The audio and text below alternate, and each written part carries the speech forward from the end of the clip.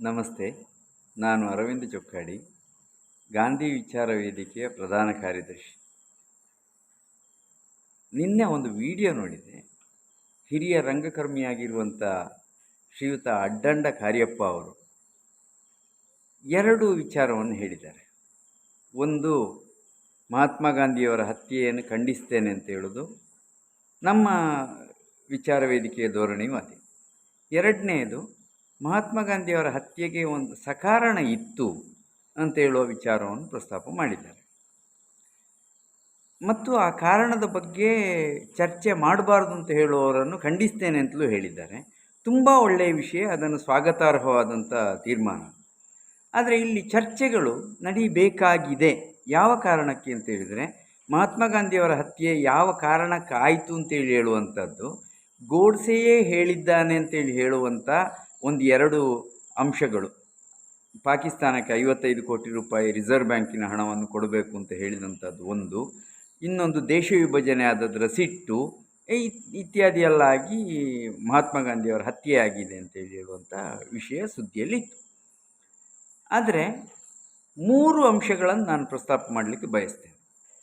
ಮಹಾತ್ಮ ಗಾಂಧಿಯವರ ಹತ್ಯೆಯ ಪ್ರಯತ್ನ 1944ರಲ್ಲಿ ಪಂಚಗಣಿಯಲ್ಲಿ ಮತ್ತು ಸೇವಾಗ್ರಾಮದಲ್ಲಿ 2 ಕಡೆ ನಡೆದಿತ್ತು.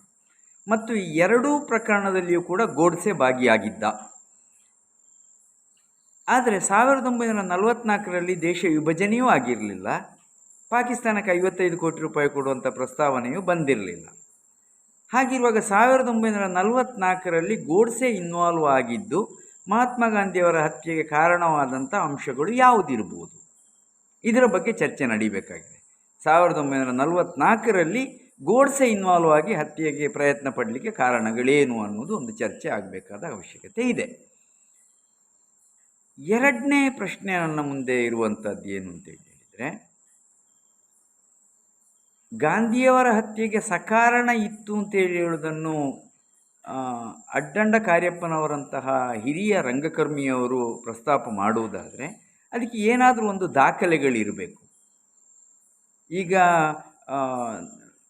ಗೋಡ್ಸೆ, ನಾರಾಯಣ ಆಪ್ಟೆ ಇತ್ಯಾದಿ ಇದು ಹುಡುಗರೆಲ್ಲ ಸೇರಿಕೊಂಡು ಒಂದು ಸೈಕಿಕ್ ಟೈಪಿನ ರೀತಿಯಲ್ಲಿ ಏನೋ ಹುಚ್ಚುಚ್ಚಾಗಿ ಏನೋ ಮಾಡಿ ಕೊಲೆ ಮಾಡಿದರು ಅಂತೇಳಿ ಹೇಳಿದರೆ ಅದು ಏನೋ ಒಂದು ತಪ್ಪು ನಿರ್ಧಾರ ಆಗಿದೆ, ತಪ್ಪು ತಿಳುವಳಿಕೆ ಆಗಿದೆ ಅಂತ ಅಂದುಕೊಳ್ಬೋದು. ಆದರೆ ನಿಜವಾಗಿಯೂ ಸಕಾರಣ ಇತ್ತು ಅಂತೇಳಿ ಹೇಳುವಂಥದ್ದನ್ನು ಒಂದು ಪ್ರಬುದ್ಧ ವ್ಯಕ್ತಿಗಳು ಹೇಳುವುದಾದರೆ ಅಂಥ ಸಕಾರಣವನ್ನು ನಿರ್ಧರಿಸಿದವರು ಯಾರು? ಯಾಕೆಂದರೆ ಗೋಡ್ಸೆ ಸ್ವಾತಂತ್ರ್ಯ ಹೋರಾಟಗಾರ ಅಲ್ಲ, ಸಾಕಷ್ಟು ಜೀವನಾನುಭವ ಇರುವಂಥ ಹಿರಿಯ ವ್ಯಕ್ತಿಯೂ ಅಲ್ಲ. ಹಾಗಿದ್ದರೆ ಯಾರು ಅಂತೇಳಿ ಹೇಳುವಂಥ ಒಂದು ಪ್ರಶ್ನೆ ಬರ್ತದೆ. ಬಹುಶಃ ಇದು ಗಾಂಧಿಯವರ ಕೊಲೆಯ ಆರೋಪಿಗಳಲ್ಲಿ ವಿ.ಡಿ. ಸಾವರ್ಕರ್ ಅವರು ಕೂಡ ಒಬ್ಬರಾಗಿದ್ದರು.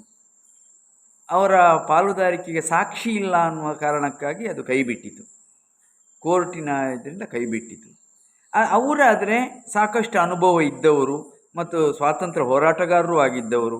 ಹಾಗಿದ್ದರೆ ಅವರದ್ದೇ ಏನಾದರೂ ಇರಬಹುದಾದ ಸಾಧ್ಯತೆಗಳಿವೆಯಾ? ಅವರದ್ದಲ್ಲ ಅಂತೇಳಿ ಹೇಳಿ ಆದರೆ ಬೇರೆ ಯಾವುದಾದ್ರೂ ಸಂಸ್ಥೆಗಳದ್ದು ಒಂದು ವ್ಯವಸ್ಥಿತವಾದ ಸಂಸ್ಥೆಗಳ ಪಾಲುದಾರಿಕೆ ಇರಲಿಕ್ಕೆ ಸಾಧ್ಯ ಇದೆಯಾ? ಹಾಗಿದ್ದರೆ ಅಂಥದ್ದಿದ್ದರೆ ಆ ಸಕಾರಣ ಏನು ಅನ್ನೋದನ್ನು ಇದುವರೆಗೆ ಯಾಕೆ ಡಿಸ್ಕ್ಲೋಸ್ ಮಾಡಲಿಲ್ಲ? ಆ ಸಕಾರಣ ಏನು ಅನ್ನೋದು ಇಡೀ ಸಮಾಜಕ್ಕೆ ಗೊತ್ತಾಗಬೇಕಲ್ವಾ? ಅದರ ಬಗ್ಗೆ ಚರ್ಚೆ ನಡಿಬೇಕಲ್ವಾ? ಇದು ಇನ್ನೊಂದು ವಿಚಾರ ಇದೆ. ನನ್ನ 3ನೆಯ ಪ್ರಶ್ನೆ ಏನು ಅಂತೇಳಿ ಹೇಳಿದರೆ, ಗಾಂಧಿ ಹತ್ಯೆಯನ್ನು ತಾನು ಯಾಕೆ ಮಾಡಿದೆ ಅಂತೇಳಿ ಹೇಳೋದನ್ನು ಗೋಡ್ಸೆ ಕೋರ್ಟಲ್ಲಿ ಹೇಳಿದಂಥದ್ದು ಅದು 4 ಪುಟದ ಸ್ಟೇಟ್ಮೆಂಟ್. ಅದು ಇದೆ, ನನ್ನ ಹತ್ರ ಎಕ್ಸ್ಟ್ರಾಕ್ಟ್ ಇದೆ. 4 ಪುಟದ ಸ್ಟೇಟ್ಮೆಂಟ್. ಅದು ನಿಜವಾಗಿಯೂ ಸಕಾರಣ ಇತ್ತು ಅಂತ ಯಾರಾದರೂ ಭಾವಿಸುವುದಾದರೆ ಆ 4 ಪುಟದ ಸ್ಟೇಟ್ಮೆಂಟನ್ನು ದೇಶಕ್ಕೆ ಡಿಸ್ಕ್ಲೋಸ್ ಮಾಡಬೇಕಾಗಿತ್ತು. ಆದರೆ ಅದು ಹಾಗೆ ಡಿಸ್ಕ್ಲೋಸ್ ಆಗೋದಿಲ್ಲ. ಬದಲಿಗೆ ಅದನ್ನು ಗೋಡ್ಸೆಯ ತಮ್ಮ ಗೋಪಾಲ್ ಗೋಡ್ಸೆ ತಾನು ಹಲವಾರು ಕಲ್ಪನೆಗಳನ್ನು ಸೇರಿಸಿಕೊಂಡು ಸುಮಾರು 150-180 ಪುಟಗಳಷ್ಟು ವಿಸ್ತೃತವಾದ ಪುಸ್ತಕವಾಗಿ ಬರೆದು ನಾನೇಕೆ ಗಾಂಧಿಯನ್ನು ಕೊಂದೆ ಅಂತೇಳಿ ಹೇಳುವ ಪುಸ್ತಕವನ್ನು ಬರ್ತದೆ. ಆ ಪುಸ್ತಕವನ್ನು ರಾಷ್ಟ್ರಾದ್ಯಂತ ಸರ್ಕ್ಯುಲೇಟ್ ಮಾಡಲಾಗ್ತದೆ. ಹಾಗಿದ್ರೆ ಅಲ್ಲಿರುವ ಪ್ರಶ್ನೆ, ನಿಜವಾದ ಕಾರಣ ಇದ್ದರೆ ಗೋಡ್ಸೆ ಏನು ಹೇಳಿದ್ದಾನೋ ಅದನ್ನು ಪ್ರಕಟ ಮಾಡಬೇಕಾಗಿತ್ತು. ಆ ಕಾರಣಕ್ಕೆ ಹೆಚ್ಚಿನದನ್ನು ಸೇರಿಸಿ ಅದನ್ನು ದೇಶಾದ್ಯಂತ ಸರ್ಕ್ಯುಲೇಟ್ ಮಾಡಬೇಕಾದಂಥ ಅವಶ್ಯಕತೆ ಇತ್ತು ಅಂತೇಳಿ ಹೇಳೋದಾದರೆ, ಅಲ್ಲಿ ನಿಜವಾಗಿ ಸಕಾರಣ ಇದ್ದದ್ದೋ ಅಲ್ಲ ಕಾರಣಗಳನ್ನು ಸೃಷ್ಟಿ ಮಾಡಲಿಕ್ಕೆ ಪ್ರಯತ್ನ ಪಟ್ಟದ್ದೋ ಅನ್ನುವಂಥ ಪ್ರಶ್ನೆ ಬರ್ತದೆ. ಇದು ಕೂಡ ಸಾರ್ವಜನಿಕವಾಗಿ ಸಾಕಷ್ಟು ಚರ್ಚೆ ಆಗಬೇಕಾದಂಥ ವಿಚಾರ ಅಂತ ನಾನು ಅಂದುಕೊಂಡಿದ್ದೇನೆ. ಇನ್ನೂ ಒಂದು ಅಂಶ ಬರ್ತದೆ, ಅದು ಏನು ಅಂತೇಳಿ ಹೇಳಿದರೆ, ಗಾಂಧಿ ಹತ್ಯೆಯ ಹಿನ್ನೆಲೆಯಲ್ಲಿ RSS ಅನ್ನು ಅಂದಿನ ಗೃಹ ಸಚಿವರಾಗಿದ್ದಂತಹ ಸರ್ದಾರ್ ವಲ್ಲಭಭಾಯಿ ಪಟೇಲ್ ಅವರು ತಾತ್ಕಾಲಿಕವಾಗಿ ಅದನ್ನು ನಿಷೇಧ ಮಾಡಿದರು.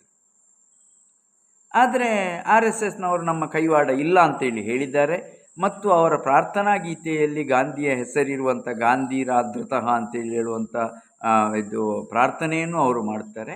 ಅವರು ಇಲ್ಲ ಅಂತ ಅವರು ಹೇಳಿದ್ದಾರೆ, ಅದನ್ನು ನಾವು ನಂಬಬೇಕು. ಯಾಕೆ ಅಂತೇಳಿ ಹೇಳಿದರೆ, ಮಹಾತ್ಮ ಗಾಂಧಿಯವರು ಹೇಳ್ತಾರೆ, ಯಾರು ನಾನು ತಪ್ಪು ಮಾಡಲಿಲ್ಲ ಅಂತೇಳಿ ಹೇಳ್ತಾರೋ ಆವಾಗ ಆ ಮಾತನ್ನು ನಾವು ನಂಬಬೇಕು ಅಂತೇಳಿ. ಅದನ್ನು ನಂಬಬಹುದು, ನಂಬ್ತೇನೆ. ಆದರೆ ಇಲ್ಲಿರುವಂಥ ಪ್ರಶ್ನೆ ಏನು ಅಂತೇಳಿ ಹೇಳಿದರೆ, ಸರ್ದಾರ್ ಪಟೇಲರು ನಿಷ್ಪಾಪಿಗಳನ್ನು ನಿಷೇಧ ಮಾಡಿದ ಹಾಗೆ ಆಗಲಿಲ್ವಾ? ಹಾಗಾದರೆ ನಿಷ್ಪಾಪಿಗಳು ತಪ್ಪೇ ಮಾಡದವರನ್ನು ನಿಷೇಧ ಮಾಡಿದಾಗ ಅದನ್ನು ರಿವೋಕ್ ಮಾಡುವಾಗಾದರೂ ಕೂಡ ಸರ್ದಾರ್ ಪಟೇಲ್ ಅವರು ನನ್ನಿಂದ ತಪ್ಪಾಗಿದೆ, ನಾನು ಅದನ್ನು ವಿಷಾದವನ್ನು ಸೂಚಿಸ್ತೇನೆ ಅಂತೇಳಿ ಹೇಳಿದ್ರಾ ಅಂತೇಳಿ ಹೇಳುವಂಥ ಪ್ರಶ್ನೆ. ಅಥವಾ RSSನವರಾದರೂ ಕೂಡ ಯಾವತ್ತಾದರೂ ಸರ್ದಾರ್ ಪಟೇಲರು ಈ ರೀತಿಯಲ್ಲಿ ನಮಗೆ ಮಾಡಿದ್ದು ನಮಗೆ ಇಷ್ಟ ಆಗಲಿಲ್ಲ, ಅವರು ಇದು ನಮ್ಮನ್ನು ತಪ್ಪಾಗಿ ತಿಳ್ಕೊಂಡಿದ್ರು ಅಂತೇಳಿ ಹೇಳೋದು, ಅವರ ಬಗ್ಗೆ ಅಸಮಾಧಾನವನ್ನು ವಿಷಾದ ಸೂಚಿಸಬೇಕು ಅಂತೇಳಿ ಹೇಳೋದನ್ನು ಏನಾದರೂ ಕೇಳಿದ್ರಾ? ನನಗೆ ಗೊತ್ತಿಲ್ಲ.